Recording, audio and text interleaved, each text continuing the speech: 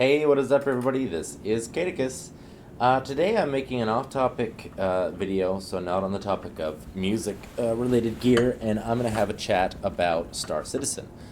This is a game that I'm very passionate about myself, and I'd like to talk about the most current controversy surrounding Star Citizen that has become, I don't know, a clickbaity focus point of a lot of gamer YouTubers who like to jump on whatever bandwagon is popular and make a negative situation into a dumpster fire. So, on my background here, you're going to see my character. She's just going to stand there talking to you. Hi, everybody. Let's just see if I can do this. Oh, hold on a sec here. Let me try this. Oh, that didn't work very well. Huh. Anyway, whatever. Okay, so, sorry if it's a little distracting seeing a female character talking to you with a male voice, but it is what it is. I want to talk about how there are people who are all getting on the bandwagon of like Star Citizen is a scam and whatever. I've seen Big Fry TV, I've seen Kira TV, and probably countless others who like Joshua Strife Hayes will probably do a video about what a scam Star Citizen is and how bad the developers are for doing what they've done and saying what they've said. And I would agree that the devs kind of made a mistake in their latest post, but I think it was also a little bit taken out of context. And I'm going to read an article from Ars Technica in a moment, maybe not the full thing, but excerpts from the article to show how certain things that were written might have been taken out of context, said in the wrong tone, and also talk about the overall progress of the game and what I think highlights some more of the positive of the game. The big focus in all these negative videos right now is about a post that the developers put out talking about their roadmap and about how the roadmap has led some people to become very incensed and angry about promises being made and then not being met, and certain goals on the roadmap being pushed back further and further. And I'm going to be the devil's advocate here and say for both sides, I agree that it is extremely disappointing. Some of the things that haven't been put in that people have been looking forward to that have been pushed back again and again. I fully understand the disappointment that certain players feel. I would say a lot of these players are people who either I would say most of them are people who aren't playing right now because they're upset or they're waiting for something too big to happen. They've played it before, maybe they were very passionate about it before, and that has led them to feel like their opinion about the game's progress is more important than maybe it needs to be. I think also the fact that large changes that they have been waiting for, the fact that they haven't come into the game yet and they haven't played the game recently because of the lack of those features, they have missed what Star Citizen or how Star Citizen has actually progressed since they last played. But a lot of these YouTubers that are jumping onto the negative bandwagon, they state that they haven't even played the game. So I feel that their perspective on things is quite disingenuous because, I mean, it's really good for their views to make videos like this that point out the negatives of Star Citizen's development and make it seem like it's extremely crucial and detrimental and that everything's in danger and that like something's really wrong. Like it seems that that's the angle that's being pushed forward. The thing is, though, that is overlooking a lot of progress that has been made in the game over the last. Like, I've only been playing it since February of 2021, and from my perspective, seeing the development from before until when I started playing, I would say that I came in at a very good time. Anybody who came in then, between then and now, has come into the game at a very good time because things have been progressing quite steadily since I came into the game. And I think that anybody who has continued to play or is currently playing will have felt the things like cloud systems that have been developed, the introduction of Orison, which is like a platform of cities and whatnot, on the planet.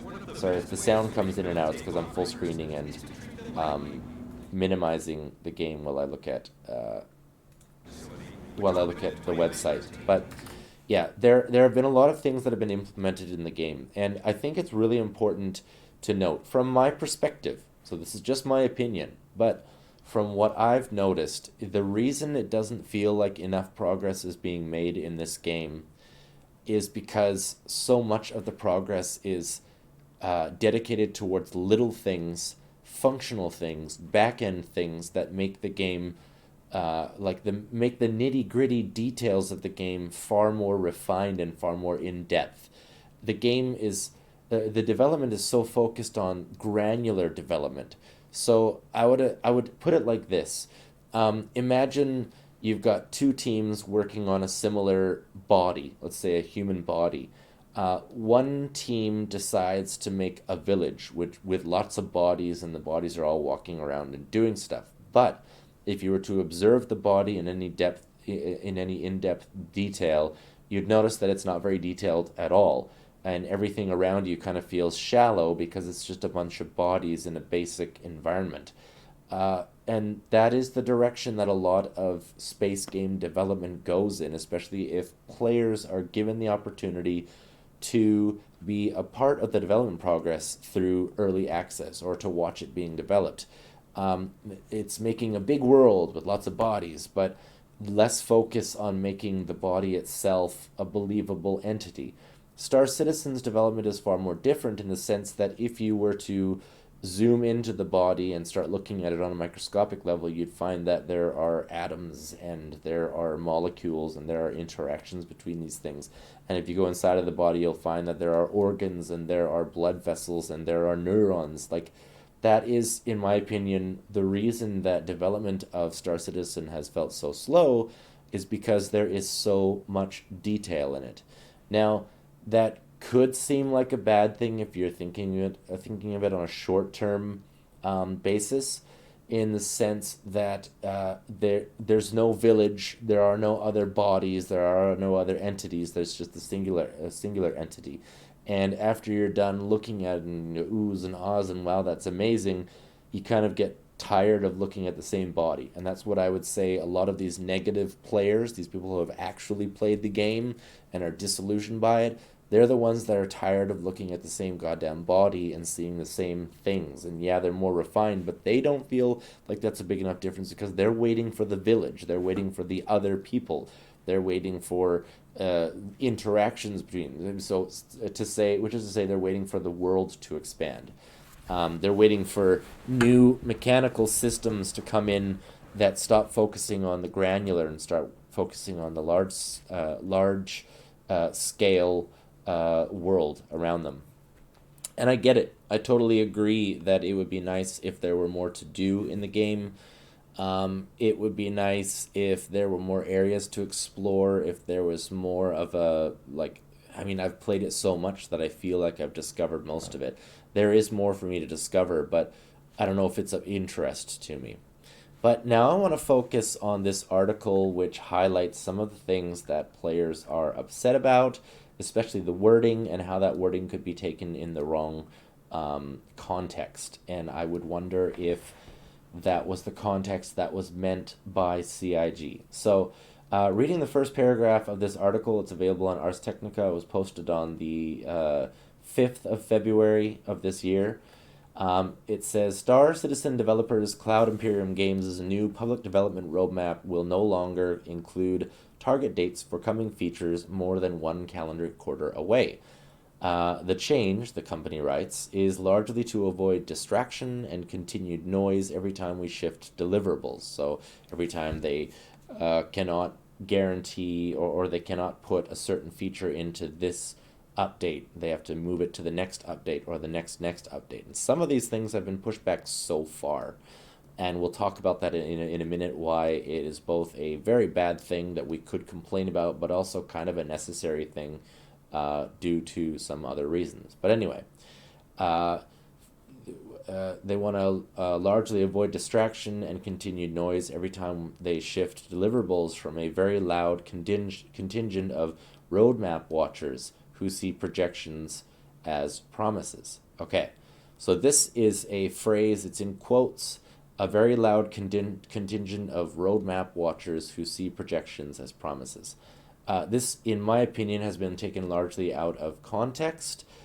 Imagine I were to say a very large contingent of roadmap watchers who see projections as promises. Okay, fair enough, people who watch the roadmap. Or I could say a very loud contingent of roadmap watchers who see projections as promises. In this tone, I'm insinuating that they are labeling people who are upset about these broken promises, quote unquote, broken promises, labeling them as roadmap watchers or roadmap warriors, like people who are just looking at the roadmap and basically waiting for something to go wrong so they can say, see, like that's, in my opinion, these negative YouTubers are putting this statement in the context of labeling these people in a negative way.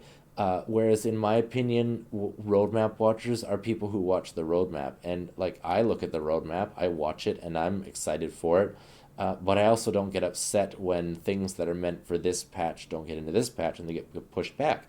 So I'm not a roadmap watcher. I'm just somebody who watches the roadmap. I think, personally, that's the way they meant it. However, maybe they meant it in the negative context. I also think that, the devs are people too. And it's very possible that the one person who wrote this was frustrated at the time that they wrote it. And I mean, if you are the kind of person who has never said anything that you shouldn't have said out of frustration, then congratulations. Even in a position of power or authority or like where you shouldn't, there are so many gaffes by companies throughout history. We have tons of documented gaffes. There are gaffes, there are mistakes of things that companies shouldn't say, but they say them. This happens. But again, this is if it was meant in the context of negatively labeling these people, these unhappy people, as roadmap watchers, or if it was just like people who watch the roadmap. So I wanted to make that very clear, that we don't know if that's the way it was meant, and just automatically, I think the YouTubers who are making these negative YouTube videos are using the opportunity to make it seem like that's the way it was meant without any doubt, not questioning it at all. And that would make the person who wrote this article seem very unprofessional. And I've seen, like, for example, Kira TV was saying that the company is blaming the unhappy Star Citizen roadmap watchers for affecting their development or affecting their mood or whatever. And like, I don't see it that way. I don't think that they're blaming the naysayers. I think that they're saying it's an element that affects the mental well-being, for example, of some or all of the developers or one of the developers. We don't know how much it affects them, but I would imagine if I were painting something and I constantly had people that were telling me that my painting is a piece of shit because I didn't put the thing in there that I said I was. I'm going to paint a boat in here, but I'm still painting the background, and they're mad that I'm still painting the background, and they're going from "it's too bad you're not doing this" to "why aren't you doing this" to "your whole painting is shit because you're not doing this," and "look at this guy, he can't even paint a boat." Like, that kind of stuff is happening in the background. That's being posted on the Star Citizen forums. That's being posted all over Reddit. There are YouTube videos about it. There's a lot of negative pushback. There's a lot of negative media about Star Citizen, and I would be extremely surprised to find out that it wasn't affecting the developers, at least some of the developers, in a negative way. Uh, the degree of how much, I don't know. Enough to stop them from developing, I highly doubt it, but definitely enough to be like, oh, I'm doing the best I can. Um, Another thing that was mentioned is that they talked about the single player spin off game Squadron 42, meanwhile, has seen a planned beta delayed multiple times, with CIG COO Carl Jones recently saying it still might be 1 or 2 more years. Now, I would say it's been 1 or 2 more years for many years now. Squadron 42, the single player experience. It has been 1 or 2 years for quite a few years now. And I can definitely sympathize with people who are upset, pissed off about the delays for Squadron 42. And I think it's very important to note that I think the delay of Squadron 42 is delaying a lot of what will come in Star Citizen itself. I think that there's so much being done in Squadron 42 on the granular level and the macro level, like the body and its systems and the people around it and the village and the environments, the small scale and large scale. I think a lot of stuff is being done in Squadron 42 that will be put into Star Citizen when Squadron 42 is ready. I think that CIG doesn't want to kill the magic of Star Citizen early by putting all the stuff that they've developed for Star Citizen into Star Citizen immediately. I think they want to introduce all that stuff in Squadron 42, and it immediately hits Star Citizen because it's all related, and people will be like, wow, this is an amazing beta. And that will be the beta of Star Citizen. That's what I hypothesize is going on. I think there will be new systems. I think there will, Star Systems. I think there will be new mechanics. I think there will be new environments, new detail, new interactions between the NPCs. But I think a lot of that is being held back by Squadron 42, and I think it is very disappointing that they keep delaying Squadron 42. But I think that the scale of the game is so large that there's really no way around it. And that's another thing I wanted to touch on is people talking about feature creep, and they're blaming Chris Roberts for introducing too many things and getting too distracted, and people are like going as far as saying Chris Roberts is just milking all the money and living the high life, and he's buying mansions and blah blah blah. Last I heard, his net worth is like $1.6 million. That's his actual personal net worth. What access he has to the funds that CIG has raised so far, I'm not so sure, but it would appear that he's not dipping in massively because it hasn't affected his net worth by much. And I say that because before this happened, he was already a pretty wealthy guy. Like before Star Citizen was a thing, he was already pretty wealthy from the games that he had developed before. He wasn't a poor guy. He had made a decent living for him, being involved in film and multiple renowned games. So I don't think that all of this wealth that Star Citizen has generated has affected his net worth by very much. I could think more on a more sinister level, like a lot of people are doing, and think, oh, he's hiding it and he's actually milking the money and stuff. I could do that, but I choose not to, because I'm going by the numbers, and the numbers say his net worth is compared to almost $500 million, his net worth has not blown up with that. It's not like he suddenly has $40 million. But the other thing about that is that with the introduction of more and more money, people talk about feature creep, but what the hell did you expect to happen? $400 million raised. If the game was limited to what he first introduced Star Citizen at, then what would be the use of $400 million? Now, I do understand that a lot of the players who invested at the very beginning, they feel upset that their game that they wanted hasn't been made because something much bigger is being made, and how is that fair to people who invested in a game that would be much more limited, but it would be the one they invested in? And I get that. Well, disappointing, I guess. Annoying, definitely. Is it lying and deception? Absolutely not. If you promised to build a car, like a Toyota, and people are like, yeah, yeah, we would love it if you built a Toyota. I'm not saying Toyota itself, but like something like that at that level. And people are like, yeah, yeah, we want you to do that. And you started building, and people are like, yeah, yeah, here's more money. Just do that. You're going to make the best one. I mean, you're being told you're going to make the best one, and suddenly you're getting more and more money. What are you thinking? Are you still going to continue to build a Toyota level car, or are you going to start building a car that is no longer limited to the original goal of $1 million, but now you've got $50 million to invest in making this car, and now you've got 100 million, and now you've got 200 million. Your car is going to change. Chris Roberts' vision changed as the money kept growing higher and higher. Suddenly, the ability to build his dream space game, a space game that you can live and function in space. And I think that in a large way, that is what is being done in this game. And again, that can be very disappointing to somebody who has invested money in the original vision of the game.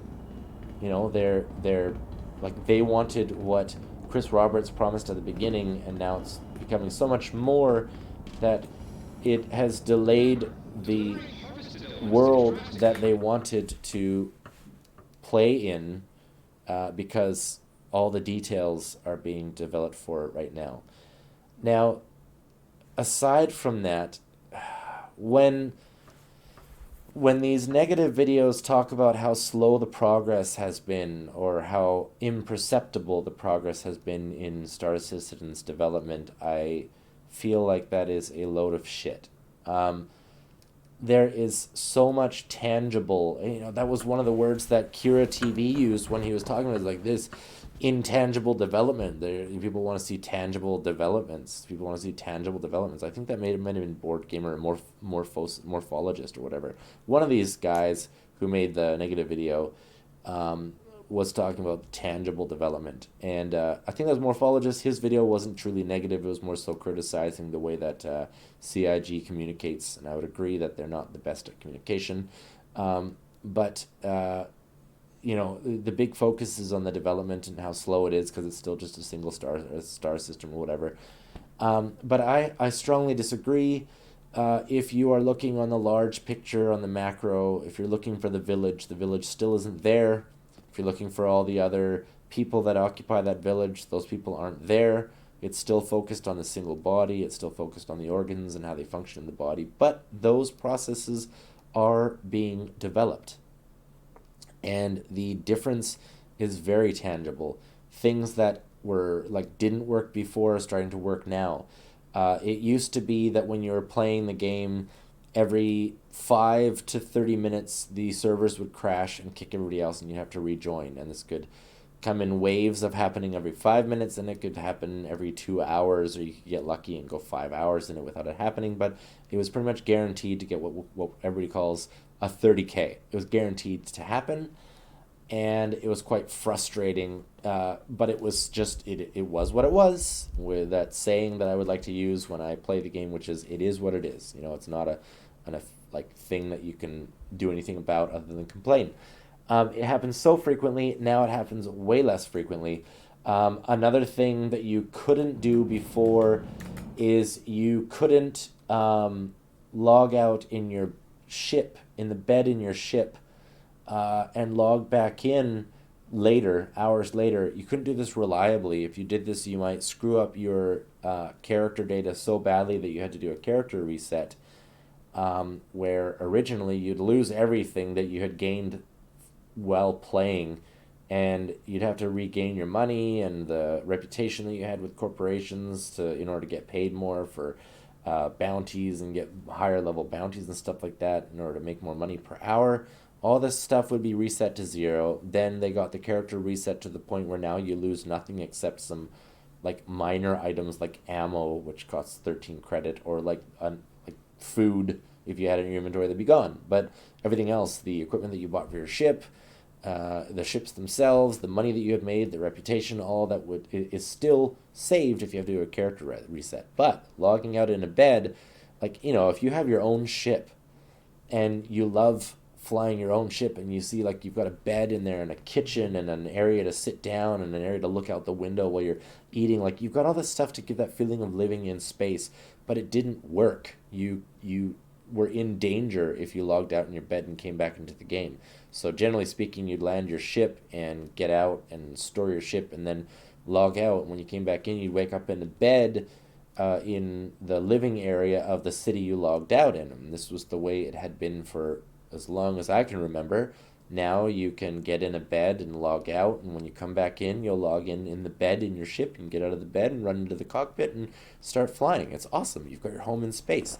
That's one of the tangible elements that you can feel with the development in the game, and less 30Ks, and like beautiful weather system, not weather systems, but cloud systems around the planets. And there's rudimentary weather systems on some of the stormier, like dust storm planets that'll actually blow you over or blow your ship away and stuff. Like that kind of stuff, you can feel these things being upgraded piece by piece. Each quarter, when a big update, like a 3.1 whatever update, from 3.13, 3.14, 3.15, each one of these is a pretty substantial update, and it includes a lot of little things.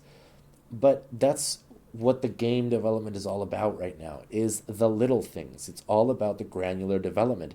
Because before they make a gigantic village to go run around in, or like a gigantic set of star systems to go explore, they want to make sure that you feel like you're there. Now, I used to play Elite Dangerous. I played that for years. And when Elite Dangerous came out, it was the same time that the Oculus Rift Development Kit 1 came out. This was a very basic VR headset that didn't even have a positional tracking. So if you like moved your body back and forth, the view wouldn't move. All you could do was look around. And the feeling of immersion was fantastic. Then the Development Kit 2 came out, and you could actually see, like, feel you're moving forward and backward. And then the HTC Vive came out, and you had the trackers to tell you where you are in 3D space. Like, all this stuff started coming out and increasing the sense of immersion. And Elite Dangerous was super immersive. So to give you some perspective, the way that I feel, or the way that I felt when I first started playing Star Citizen, and to this day, is it's a far more immersive experience because there is so much granular detail. When you get on your ship and you walk through the hallways of it, and you like look at your bunks, and you can get in them, and you can get into the chair and eat your food, and like, just the feeling of having control over every single little piece of a ship that actually feels like a ship, not some 3D model that you get into and fly around in, but it feels like an actual possession. This is why people spend hundreds or thousands of dollars on their favorite ships in this game, to buy them not just with in-game money, but with real money, so that it feels like a sense of belonging. It is quite like the reason that people buy NFTs, if they ever bought something to possess it, not just to sell it, but they want to have that sense of possession. Except in this case, you have something that's actually functional, and it truly does belong to you. It's not just a placeholder on some server. But anyway, the sense of immersion in this game is mind-boggling, and you can feel that as soon as you start playing. I'm very disappointed in Kira TV and Big Fry TV. I'm very disappointed in these YouTubers and anybody else who comes after that who hasn't played the game and dumps on it from the perspective that the crucial, critical, everything's going wrong perspective. I mean, right now people are upset about what Star Citizen or what CIG has said about the roadmap. People are upset about that. But a month later, or when 3.17 comes out, that'll be yesterday's news. And yet people are getting hung up on it like it's like some death blow, like the throat of CIG. CIG's development has been cut, and this is the end. It's so fatal.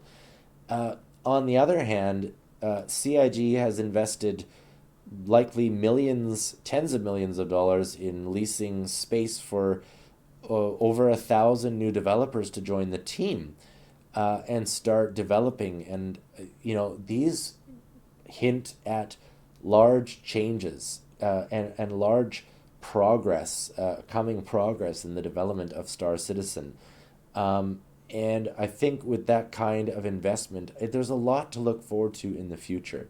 So I am definitely like this video. I hope it is an offset, or I hope at least some people see it and get to understand that the situation for Star Citizen is not fatal, and development is moving along quite well.